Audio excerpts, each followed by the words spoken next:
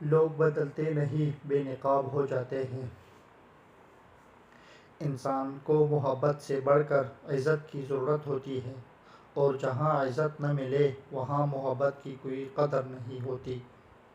بعض اوقات ہم اپنے انا کی وجہ سے ایک دوسرے سے روٹھے رہتے ہیں، جبکہ ہمارے اندر کا انسان صلح چاہتا ہے۔ جہاں محبت ہو وہاں عیب نہیں دیکھے جاتے، اور جہاں عیب دیکھے جاتے ہیں وہاں محبت نہیں ہوتی ہے۔ انسانوں کو چہروں سے نہیں، دلوں سے پہچانا جاتا ہے۔ اختلافات کے باوجود احترام سے پیش آنا کمزوری نہیں، خاندانی ہونے کا ثبوت ہے۔